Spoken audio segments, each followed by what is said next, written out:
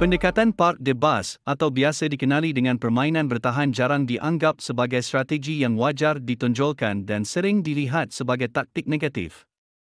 Namun, ia mungkin menjadi pilihan paling tepat buat Sabah FC apabila berdepan Johor Darul Tazim JDT dalam perlawanan akhir Piala FA yang berlangsung di Stadium Nasional Bukit Jalil SNBJ, Kuala Lumpur pada Ahad. Bekas pemain Sabah FC, Julius Ateng percaya pendekatan permainan terbuka hanya akan memakan diri pasukan dari Borneo itu, memandangkan JDT memiliki skuad yang sangat kuat dengan kebanyakan pemain mampu mencipta ruang dan menjaringkan gol. Sabah, katanya, hanya perlu mengimbau kembali kunjungan mereka ke Stadium Sultan Ibrahim SSI, Iskandar Puteri, Johor dalam saingan Liga Super pada September lalu apabila pasukan kendalian Jean Paul de Marigny dibelasah 0-8. Susulan kekalahan besar itu, Julius berkata, dia tidak keberatan sekiranya Sabah meletakkan kesemua 11 pemain di hadapan gawang sendiri demi mengelakkan kebolosan dan cuba memanfaatkan serangan balas ke atas JDT. Menurutnya, pada akhirnya, perlawanan ditentukan oleh jaringan gol bukannya keindahan corak permainan. Bagi saya, hanya ada satu cara untuk menyekat serangan JDT, iaitu dengan Parc des Bas.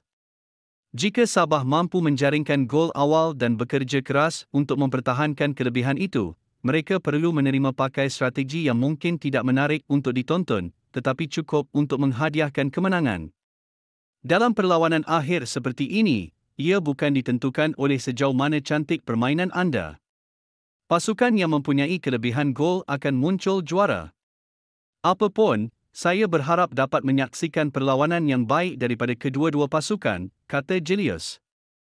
Taktik sedemikian pernah digunakan oleh Kuala Lumpur City FC apabila mengejutkan JDT 2-0 untuk menjuarai Piala Malaysia 2021. Dalam masa sama, Julius, yang merupakan sebahagian daripada skuad Sabah yang muncul naib juara Piala FA pada 1998 berharap kemarau kejuaraan yang berlarutan sekian lama dapat ditamatkan esok. Beliau mengingatkan bahawa sudah lama Sabah tidak menjulang Piala FA, dengan satu-satunya kejayaan diraih pada edisi 1995 apabila menewaskan Pahang 3-1 di Stadium Merdeka. Bagi Julius, meskipun Sabah bergelut dalam saingan liga manakala JDT terus mendominasi, semua itu tidak bermakna sehingga whistle penamat ditiup. Anda boleh lihat ketika separuh akhir menentang Selangor, yang dianggap pilihan ketika itu. Mereka beraksi di tahap lebih tinggi dalam Liga Juara-Juara AFC 2 AFC 2, manakala kami bergelut dalam Liga, namun Sabah tetap berjaya menang walaupun melalui penentuan sepakan penalti. Anda perlu faham, pasukan yang bergelut dalam Liga tidak semestinya gagal dalam kejohanan kalah mati seperti Piala FA, kerana semangatnya sentiasa berbeza. Bagi saya, rakyat Sabah sudah lama menantikan pasukan mereka dimahkotakan sebagai juara, dan diharapkan para pemain mampu merealisasikannya pada perlawanan akhir ini, katanya.